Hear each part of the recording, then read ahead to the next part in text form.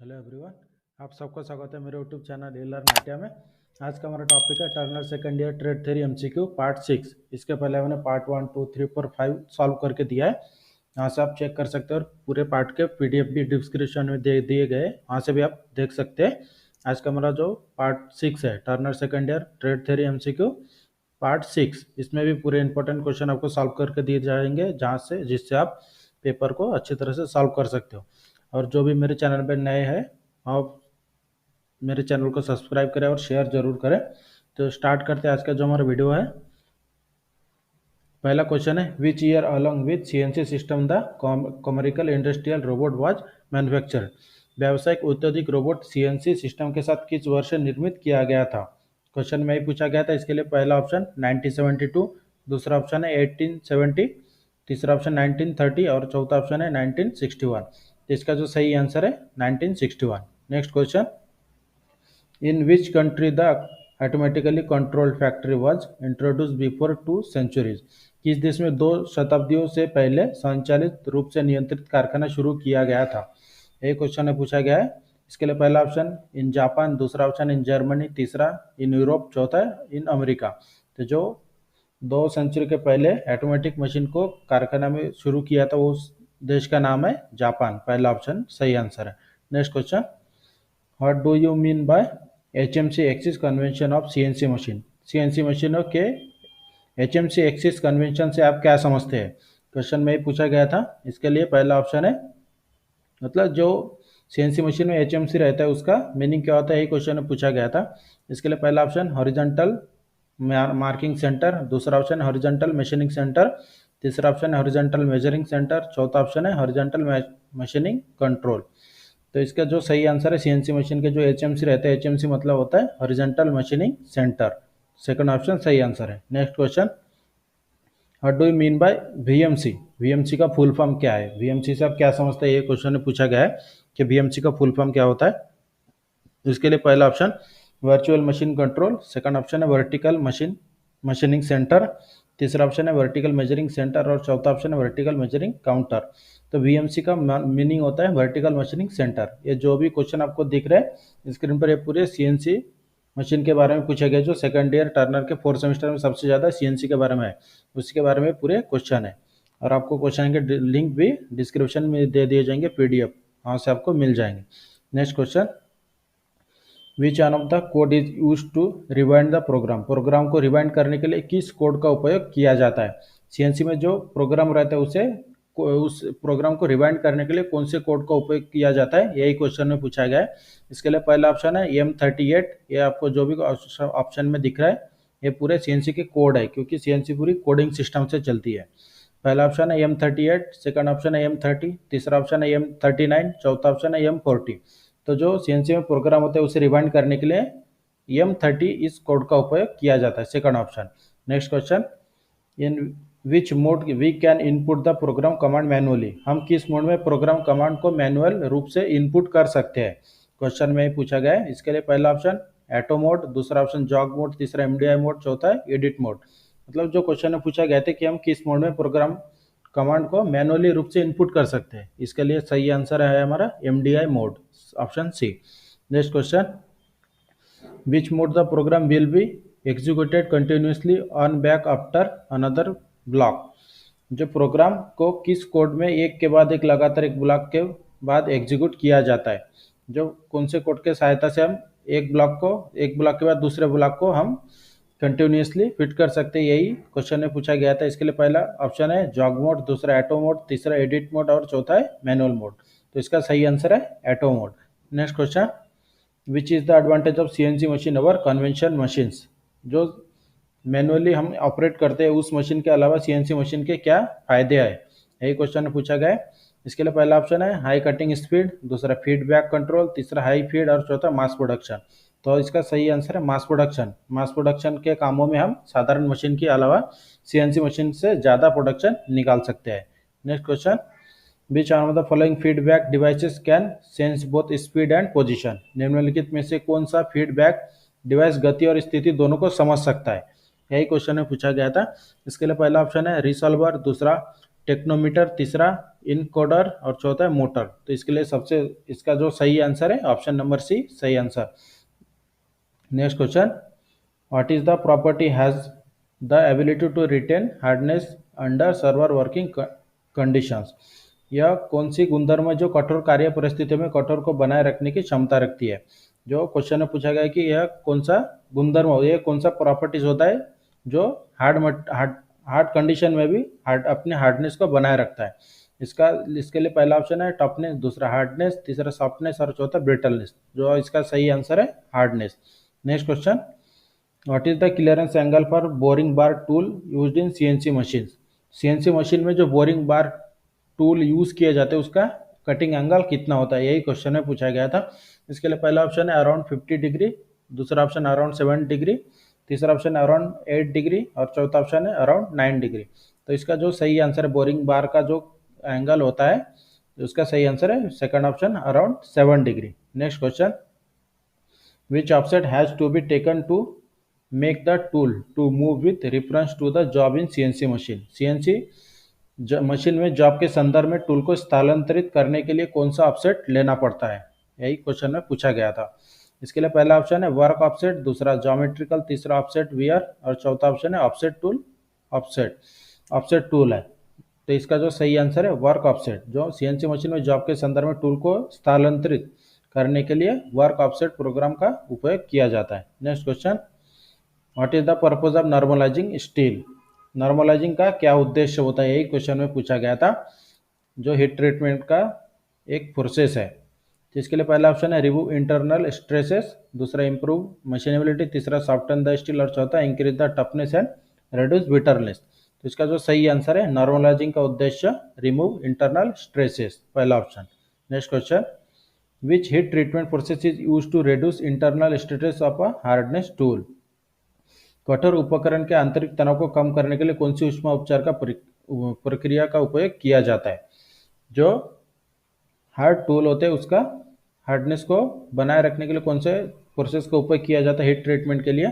इसके लिए जो पहला ऑप्शन है स्टेबलाइजिंग, दूसरा एनलिंग, तीसरा नॉर्मलाइजिंग और चौथा है टेम्परिंग। जो सही आंसर है इसका टेम्परिंग, कि कठोर उपकरण के आंतरिक तनाव को कम करने के लिए टेम्परिंग ऊष्मा उपचार का प्रयोग किया जाता है। Next question, what is the heating temperature in gas nitrating process. Gas nitrating process की सहायता से जब आप हीट ट्रीटमेंट करते हैं तो उसका टेम्परेचर कितना होता है, यही क्वेश्चन में पूछा गया था।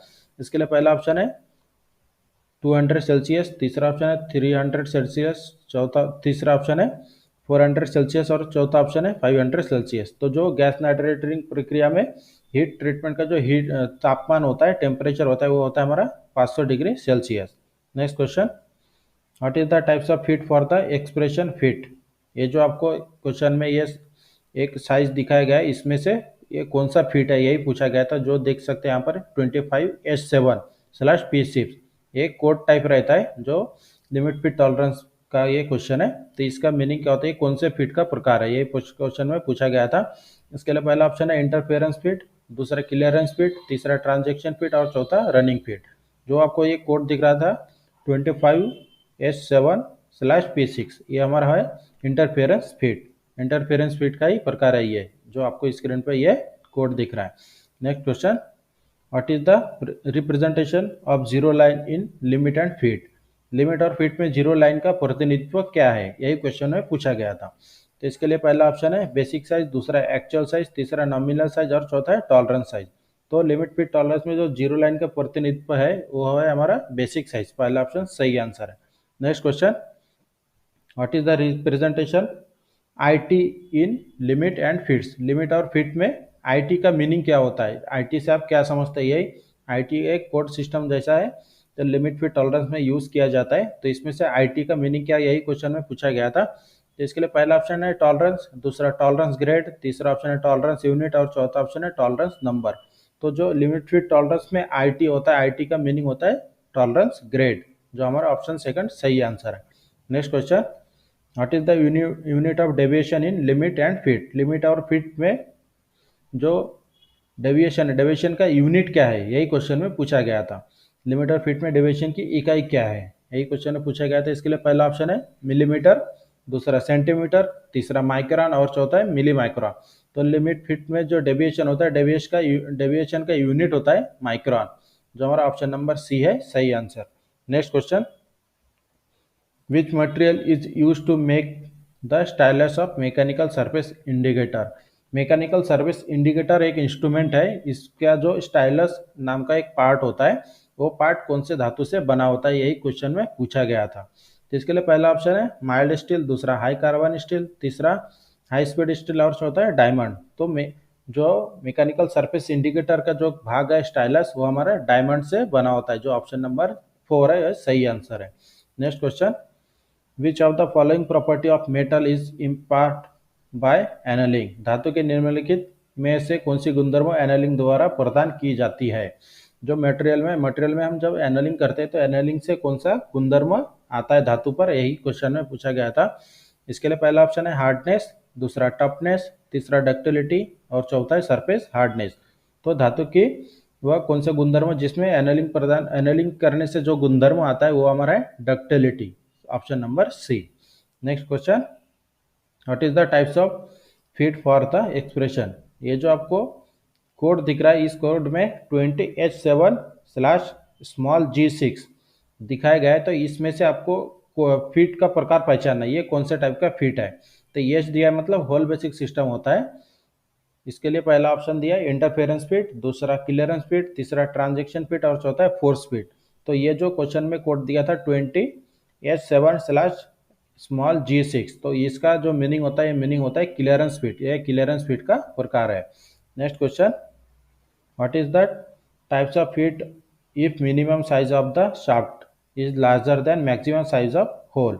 यदि शाफ्ट का न्यूनतम आकार होल के अधिकतम आकार से बड़ा है तो फिट का प्रकार क्या है। क्वेश्चन को अच्छे से समझ लेना है कि शाफ्ट का न्यूनतम आकार और होल के अधिकतम आकार से बड़ा है तो उस फिट का प्रकार क्या है।